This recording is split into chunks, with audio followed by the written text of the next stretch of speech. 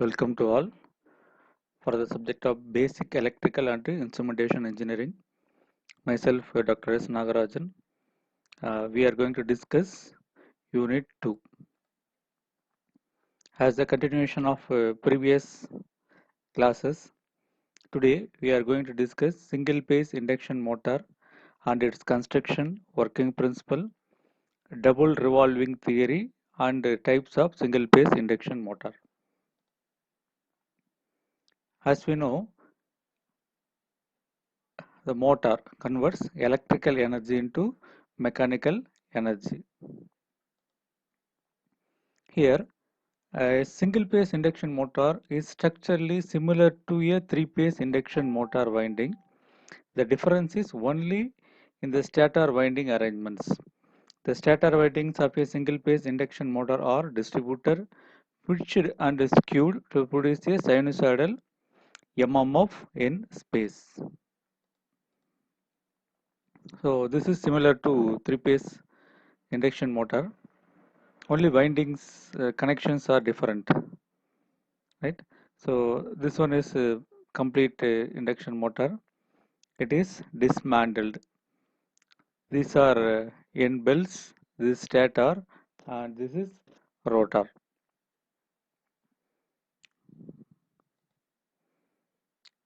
And if you dismantle stator, instead of stator, we have stator core, conducting wire, and it contains outer frame. So the outer frame is outer body of the motor. It protects the inner part of the machine.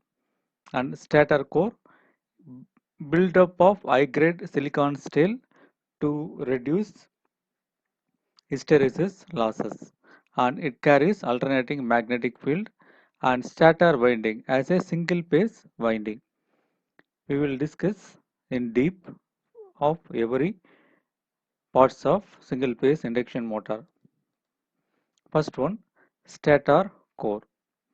Stator core is a stack of cylindrical steel laminations. These laminations are 0.4 to 0.5 mm thick. See here, so maximum 0.3 to 0.5 or 0.4 to 0.5 mm thick.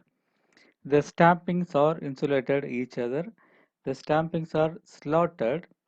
The stampings are slotted. It's periphery to carry stator winding. So this construction essentially keeps the iron loss to a minimum value. The material for stampings, these are stampings, is generally silicon steel, which minimizes hysteresis loss. The slot of periphery, this is a slot, stator slots.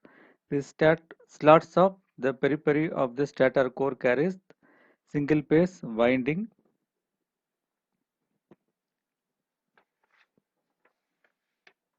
Right? The stator frame provides only mechanical support to the stator core. This is the outer frame. This is stator core. These are windings. The stator winding for a definite number of poles. If greater the poles, lesser the speed, and vice versa. This formula we will discuss later. This construction is similar to three-phase induction motor only. So this one is stator, is a stationary part. Inside of stator we have rotor, this is a rotating part.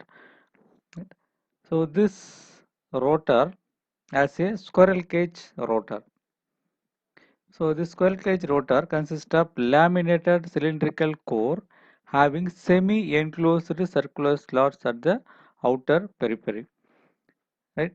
The copper or aluminum bars. These are copper or aluminum bars. Conductors are placed inside of the slots and short-circuited at each end by copper or aluminum rings called short-circuited rings. See here, these are end rings. These end rings are short-circuited.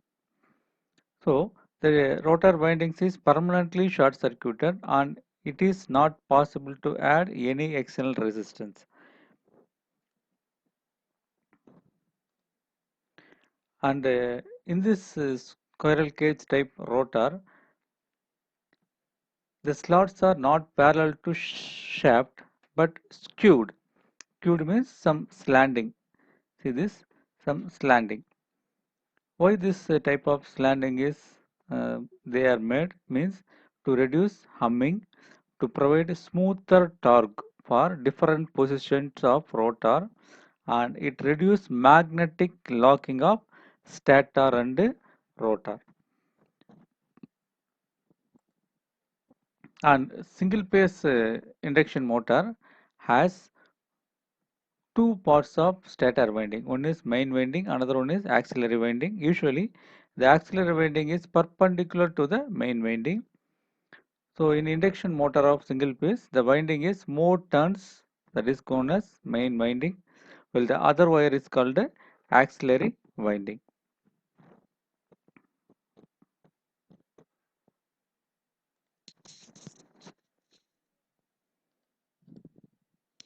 And the advantage of single phase induction motor is low cost, small size, rugged construction and low starting torque. And the single phase induction motors are commonly used in low power applications in domestic and industrial use. The most practical applications of these motors are refrigerator, clocks, drills, pumps, washing machines, air heater, slide or film projector, and hair dryer, photocopying machines, etc. And the working principle of single phase induction motor. So this is similar to three phase induction motor working principle. When a single phase AC supply is given to stator winding of single phase induction motor, the alternating current starts flowing through the stator or main winding. Right? In single phase induction motor, there are two parts. One is stator, another one is rotor. So we are applying single phase AC supply in stator winding. So due to the application of single phase AC supply, the alternating current is produced an alternating flux called a main flux. This main flux also links with the rotor conductors and hence cut the rotor conductors. So according to the Faraday's law of electromagnetic induction, due to the main flux cut with rotor conductors, EMF gets induced in the rotor. As the rotor circuit is closed one because of squirrel cage, the current starts flowing through the rotor. So this current is called a rotor current. This rotor current produces own flux called rotor flux. Already we have stator flux. This one is rotor flux. So since this flux produced due to the induction principle, so the motor working on the principle got its name as induction motor. Now there are two flux. One is main flux, another one is called a rotor flux. These two fluxes produce the desired torque, which is required by the motor to rotate. Let's see this diagram.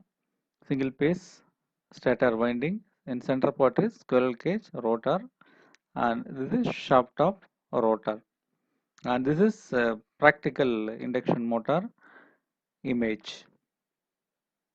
Right here, the two flux, one is main flux, another one is rotor flux. Both are trying to create torque.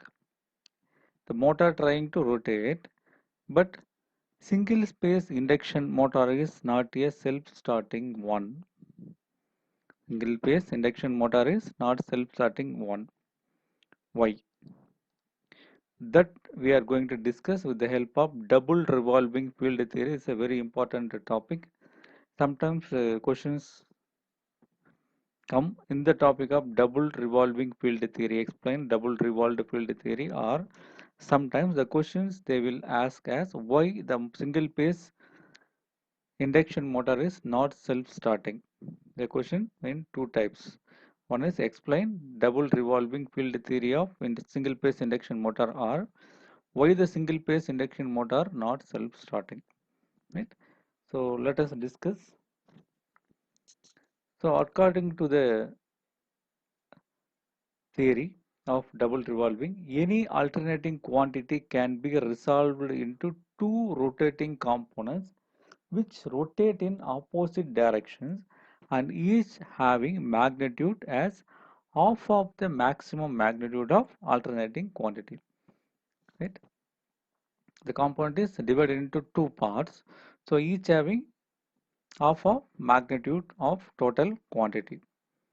So in single phase induction motor, the stator winding produces alternating magnetic field having maximum magnitude pi 1 m. See this diagram. So this waveform is stator winding waveform is a alternating magnetic field. So its maximum magnitude is pi 1 m. Consider. Now let among this two half of value, let pi f, this is a flux, pi f means forward flux. Let pi f is the forward component in rotating anti-clockwise direction. See this diagram, this pi f rotate in anti-clockwise direction, and phi b means backward flux. Well, phi b is a backward component rotating in clockwise direction. See this diagram, phi b rotating in clockwise direction.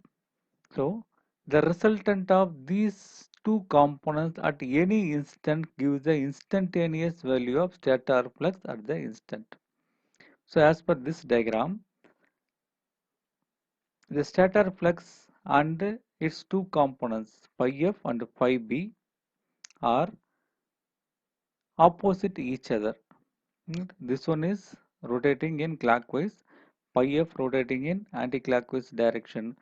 So the resultant value is 0. Resultant value 0. So this means from the diagram it's nothing but the instantaneous value of starter flux is at start, that is 0th position. See this diagram, 0th position. Right? So two fluxes rotating in opposite direction. So net flux is 0. So 0 means this is starting position. It's giving in the line. This is nothing but the instantaneous value of stator flux at start. Next. After this 90 degree, this is a 90 degree. After 90 degree as shown in figure, second one, the two components are rotated in such a way that both pointing in the same direction. At 90 degree, both are pointing same direction. So if it is same direction, the resultant pi r, that is resulting flux, is the algebraic sum of the magnitudes of the two components. So the resultant flux is of summation of these two, pi 1 m by 2 plus pi 1 m by 2, the total value is pi 1 m. So this is nothing but its instantaneous value of stator flux at 90 degree as shown in figure. Its value is 90 degree here. So thus continuous rotation of two components give the original alternate stator flux. So now both components are rotating and hence get cut by the motor conductors. That means rotor conductors. So due to the cutting of flux, EMF generated in the rotor which circulates rotor current. So due to this cutting of two fluxes in rotor, this rotor produces circulating current. This circulating current produces rotor flux. So that only mentioned here. The rotor current produces rotor flux. This flux interacted with the forward component pi f to produce a torque in one particular direction. So one flux of main winding plus a rotor flux that tries to move in anticlockwise direction.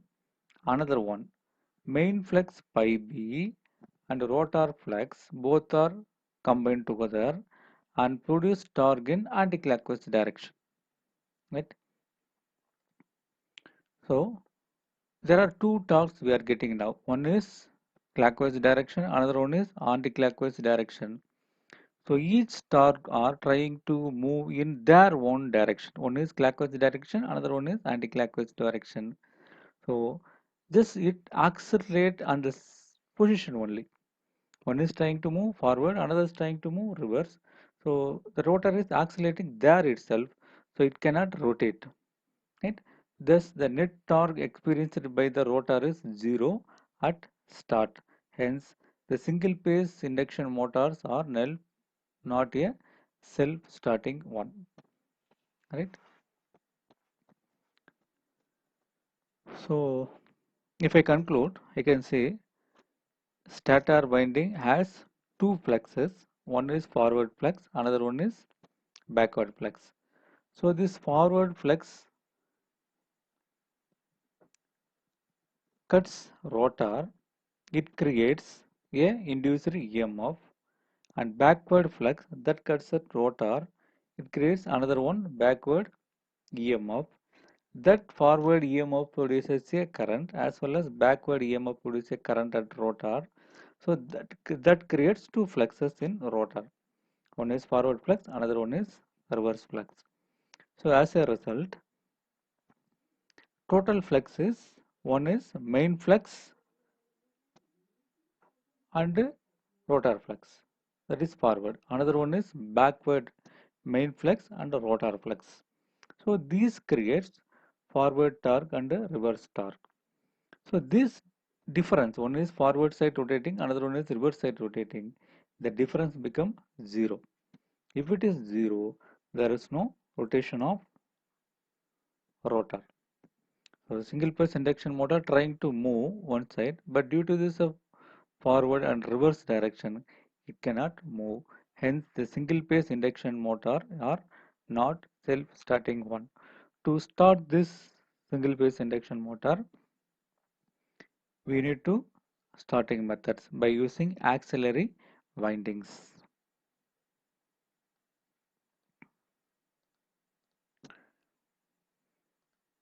So, single phase induction motor are not self-starting one. So this is torque speed characteristics of single phase induction motor. See this dotted line, the torque due to the forward field TF, and the bottom one is torque due to the backward field. So the resultant is the center portion, resultant torque. So this one is forward direction, this is upward reverse direction. So the summation is 0. So the rotor of single phase induction motor cannot rotate. So single phase induction motor is not a self-starting one.